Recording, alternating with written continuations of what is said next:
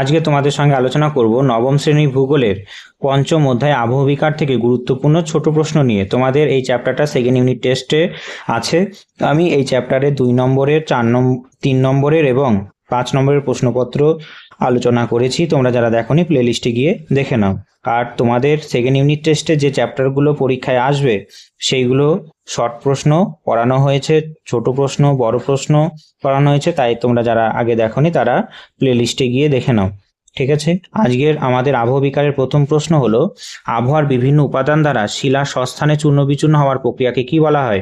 উত্তর হবে আবহবিকার বলা হয়। আবহবিকার একটি স্থৈতিক প্রক্রিয়া যেখানে শিলা স্বস্থানে চূর্ণ বিচূর্ণ হয়ে পড়ে থাকে, স্থানান্তরিত হয় না। 2 নম্বর প্রশ্ন, আবহবিকার প্রাপ্ত শিলাচূর্ণ গতিশীল প্রাকৃতিক বাহক দ্বারা স্থানান্তরিত হলে সেই প্রক্রিয়াকে কি বলা হয়? ক্ষয়ীভবন বলা হয়। কারণ জলপ্রবাহ, বায়ুপ্রবাহ, হিমবাহের মতো গতিশীল মাধ্যমের সাহায্যে শিলাচূর্ণ অপসারিত হওয়াকে ক্ষয়ীভবন বলা হয়। 3 নম্বর প্রশ্ন, আবহবিকার ক্ষয়ীভবন ও পুঞ্জিত ক্ষয়ের যৌথ প্রভাবে ভূপৃষ্ঠের ওপরে শিলাস্তর উন্মোচিত হওয়াকে কি বলা হয়? উত্তর হবে নগ্নীভবন বলা হয়। উপরিভাগের আবরণ সরে গিয়ে ভেতরের প্রাচীন শিলা উন্মুক্ত বা নগ্ন হয়ে বলে এই সম্মিলিত প্রক্রিয়াকে নগ্নীভবন বলা হয়। 4, পেঁয়াজের খোসার মতো শিলাস্তর খুলে যাওয়া যান্ত্রিক প্রক্রিয়াকে কি বলা হয়? উত্তর স্বল্পমোচন বলা হয়। তাপীয় পার্থক্যের ফলে সমসংঘাত গ্রানাইট শিলা বাইরের স্তর ভেতরের অপেক্ষা দ্রুত প্রসারিত সংকুচিত হয়ে পেঁয়াজের খোসার মতো খুলে যায়। একে অনিয়ন ওয়েদারিং বা পেঁয়াজের খোসার মতো আবহবিকারও বলা হয়, বা এর ইংরেজি নাম হলো এক্সফলিয়েশন। 5 নম্বর, উষ্ণ মরু অঞ্চলে বন্দুকের গুলি ছোড়ার মতো শব্দ শিলা ফেটে চৌচির হয়ে যাওয়ার প্রক্রিয়া কোনটি? উত্তর হবে ক্ষুদ্র কণা বিসরণ। বিষম খনিজ দ্বারা গঠিত শিলার খনিজগুলি অসমান হারে প্রসারিত সংকুচিত হয়ে প্রচণ্ড টানে বিকট শব্দে চূর্ণ বিচূর্ণ হয়। 6 নম্বর প্রশ্ন, শীতল উচ্চ পার্বত্য অঞ্চলে ফাটলের জল জমে বরফ পরিণত হলে আয়তনে কত শতাংশ বৃদ্ধি পায়? শীতল পার্বত্য অঞ্চলে শিলাস্তরে ফাটলে জল জমে যায়, তার ফলে আবহবিকার হয়, আর কারণ বরফ আয়তনে 9% বেড়ে যায়। 7 নম্বর প্রশ্ন, লোহা বা লোহা সমৃদ্ধ শিলায় মরচে পড়ার প্রক্রিয়াকে কি বলা হয়? জারণ বলা হয়, বা একে অক্সিডেশনও বলা হয়।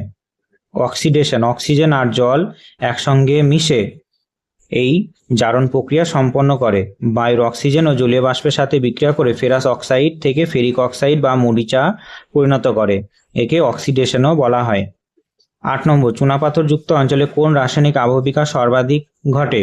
উত্তর হবে অঙ্গার যোজন ঘটে। ঠিক আছে, যাকে বলা হয় কার্বনেশন। কার্বন ডাই অক্সাইড এবং জল একসঙ্গে মিশে এই আবহবিকার ঘটায়। চুনাপাথরযুক্ত অঞ্চলে কোন রাসায়নিক আবহবিকার সর্বাধিক ঘটে? তাহলে হবে অঙ্গার যোজন। কিভাবে হয়? জলের দ্রবীভূত যে carbon dioxide, carbonic acid চুনাপাথরের অদ্রাব্য ক্যালসিয়াম কার্বনেটকে দ্রাব্য ক্যালসিয়াম বাইকার্বনেটে পরিণত করে, একে কার্বনেশন প্রক্রিয়াও বলা হয়। কার্বন ডাই অক্সাইড আর জল একসঙ্গে মিশে চুনাপাথরযুক্ত অঞ্চলে এই আবহবিকার ঘটায়, আর এর ফলে যে ভূমিরূপ তৈরি হয় তাকে বলা হয় কার্স্ট ভূমিরূপ। চুনাপাথরযুক্ত অঞ্চলে কার্স্ট ভূমিরূপ তৈরি হয় এই আবহবিকার প্রক্রিয়ার দ্বারাই। 9 নম্বর প্রশ্ন, শিলার খনিজের সাথে জলের অণু সরাসরি যুক্ত হওয়ার প্রক্রিয়াকে কি বলা হয়? উত্তর হবে জল যোজন বলা হয়। শিলার খনিজের সঙ্গে কেলাস জল যুক্ত হয়ে রাসায়নিক পরিবর্তন ঘটাকে জল যোজন বা হাইড্রেশন বলা হয়। 10 নম্বর, ফেলসপার খনিজ বিয়োজিত হয়ে কেউলিন মৃত্তিকায় রূপান্তরিত হয় কোন প্রক্রিয়ায়? উত্তর হবে আর্দ্র বিশ্লেষণ প্রক্রিয়ায়। জলের হাইড্রোজেন H+ এবং হাইড্রক্সিল OH- আয়ন শিলার খনিজের সাথে রাসায়নিক বিক্রিয়া করে শিলা বিয়োজিত করে। 11 নম্বর, লাইকেন ও শৈবাল দ্বারা শিলা ক্ষয় ও বিয়োজন কোন আবহবিকারের উদাহরণ হবে?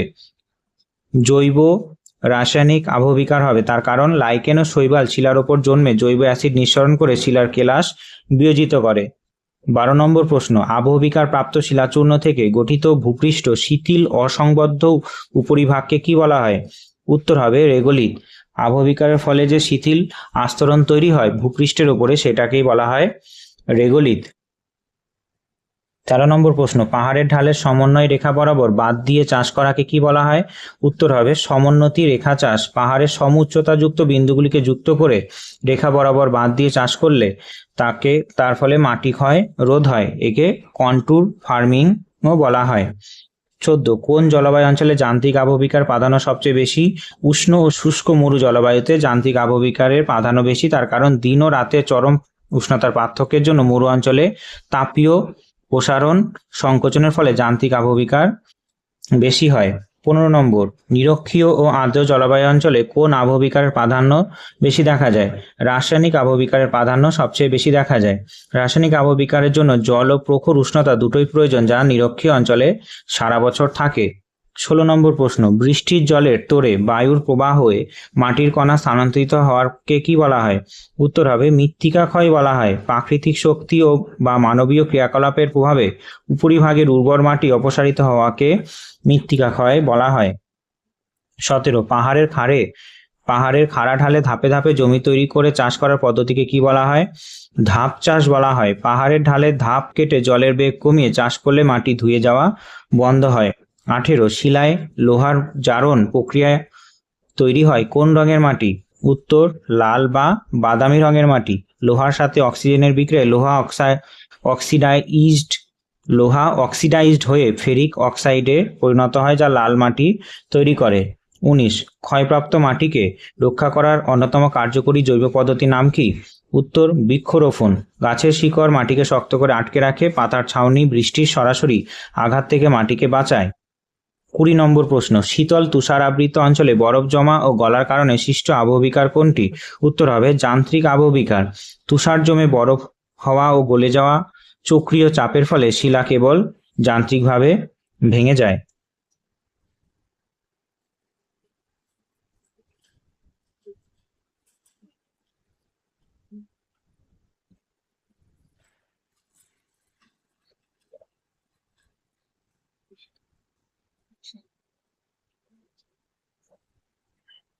এরপরে আমরা দেখব 10টা শূন্যস্থান পূরণ।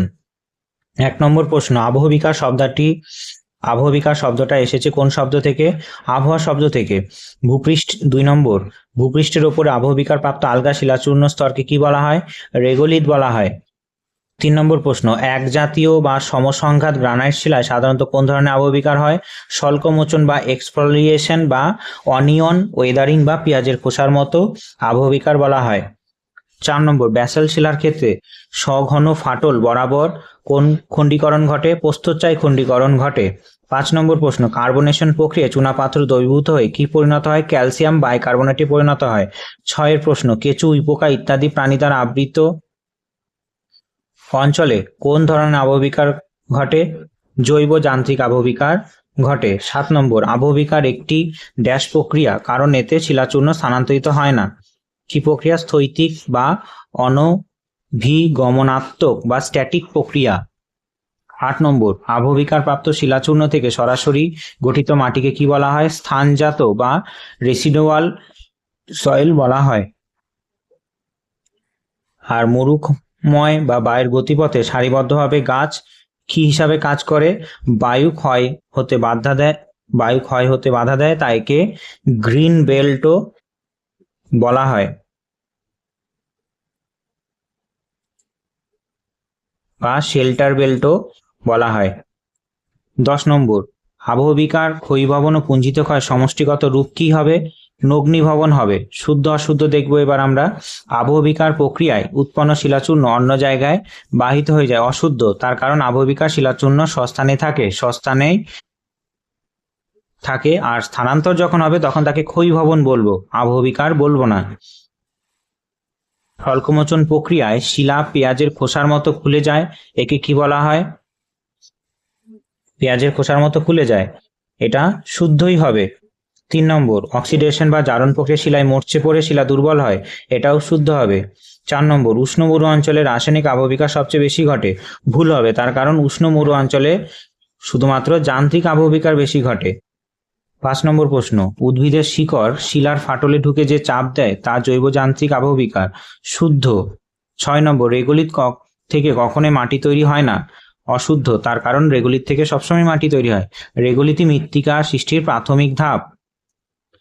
আর 7 নম্বর, পার্বত্য অঞ্চলে অনিয়ন্ত্রিত পশুচারণ মৃত্তিকা ক্ষয়ের প্রধান মানবিক কারণ।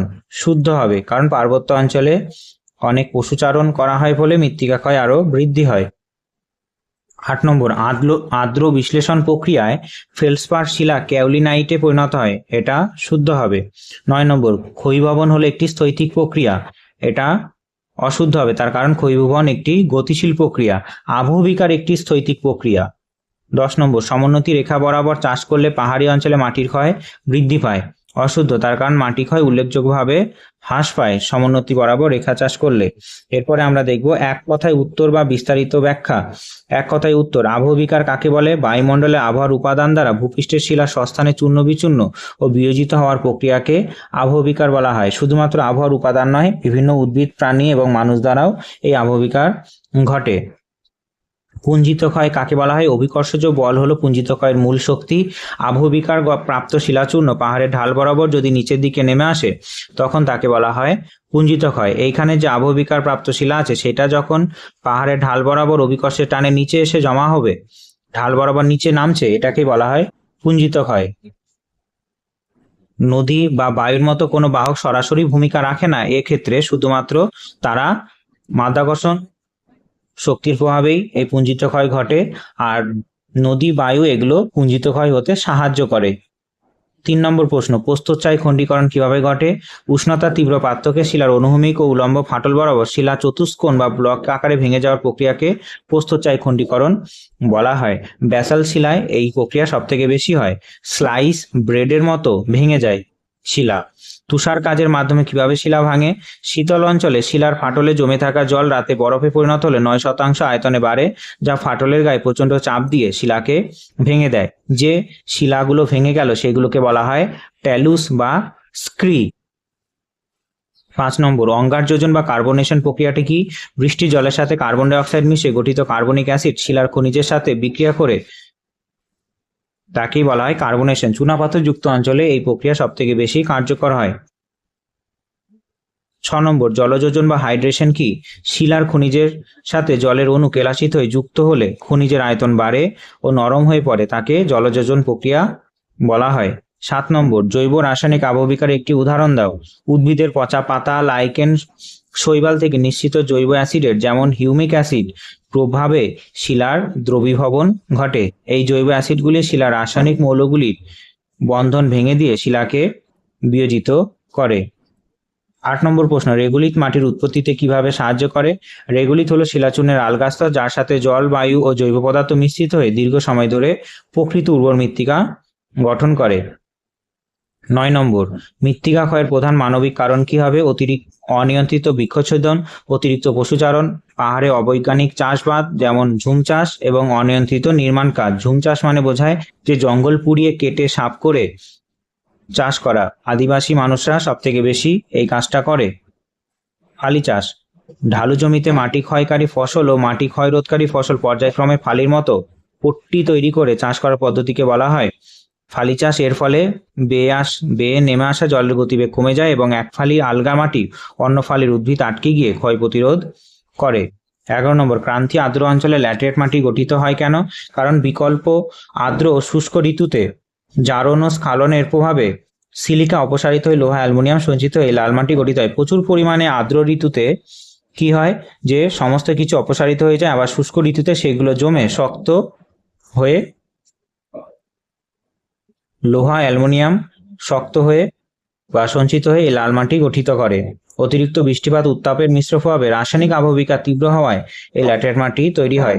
ট্যালাস বা স্ক্রি বলতে কি বোঝায়? উচ্চ পার্বত্য অঞ্চলে তুষারের আবহবিকারের ফলে সৃষ্ট তীক্ষ্ণ কোণযুক্ত ভেঙে যাওয়া শিলাখণ্ডগুলোকে পাহাড়ের পাদদেশে জমা হলে তাকে স্ক্রি বা ট্যালাস বলা হয়। ফাটলে জল জমে বরফ হয়ে শিলাখণ্ডিত হলে তা অভিকর্ষের টানে পর্বতের নিচে জমা হয়। ঠিক আছে, পর্বতের নিচে জমা হয় ছোট ছোট শিলাখণ্ডগুলো, বরফের চাপেই এই ট্যালাস বা স্ক্রি তৈরি হয়।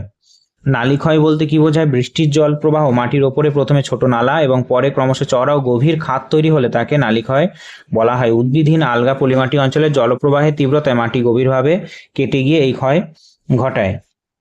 কাষ্ঠভূমিরূপ কোন আবহবিকার সাথে সম্পর্কিত? অঙ্গারযোজন বা কার্বনেশন প্রক্রিয়ায় যে হয় রাসায়নিক আবহবিকারের ক্ষেত্রে সেই প্রক্রিয়া কার্যকর হয়। চুনাপাথরযুক্ত অঞ্চলে কার্বনিক অ্যাসিডের প্রভাবে দ্রবীভূত হয়ে গুহা, স্ট্যালাকটাইট, সিঙ্কহোল ইত্যাদি কাষ্ঠভূমিরূপ গড়ে ওঠে। লাস্ট প্রশ্ন আজকের জন্য, ক্ষয়ীভবন ও আবহবিকারের মধ্যে মূল পার্থক্য কি? আবহবিকার হলো শিলার স্বস্থানে ভাঙনের স্থৈতিক প্রক্রিয়া, আর ক্ষয়ীভবন হলো বাহক দ্বারা স্থানান্তরিত হওয়ার গতিশীল প্রক্রিয়া। অর্থাৎ আবহবিকার শিলা চূর্ণ বিচূর্ণ সেই জায়গাতেই পড়ে থাকবে, আর ক্ষয়ীভবন হলো নদী, হিমবাহ, বায়ু দ্বারা সেই ক্ষয়জাত আবহবিকারজাত পদার্থ দূরে নিয়ে চলে যাবে, এটাকে বলা হয় ক্ষয়ীভবন। ক্ষয়ীভবন হলো গতিশীল, আবহবিকার হলো স্থিতিশীল। আবহবিকার শিলাচূর্ণ সরিয়ে নিয়ে যাওয়ার বাহকের প্রয়োজন হয় না, তবে ক্ষয়ীভবনের জন্য নদী বা হিমবাহ আবশ্যক। অর্থাৎ তোমরা দেখতে পেলে আবহবিকার চ্যাপ্টার থেকে কি কি প্রশ্ন আমি তোমাদের দিয়েছি দ্বিতীয় ইউনিট টেস্টের জন্য। অর্থাৎ এই চ্যাপ্টার থেকে এই ছোট প্রশ্নগুলো যদি পড়ো, তোমার চ্যাপ্টার টোটালি কভার হয়ে যাবে এবং সেকেন্ড ইউনিট টেস্টে এর মধ্যে থেকে প্রশ্ন কমন পেয়ে যাবে। ঠিক আছে, দেখা হচ্ছে পশ্চিমবঙ্গের ছোট প্রশ্ন নিয়ে। ততক্ষণ ভালো থেকো। জয় হিন্দ, জয় ভারত।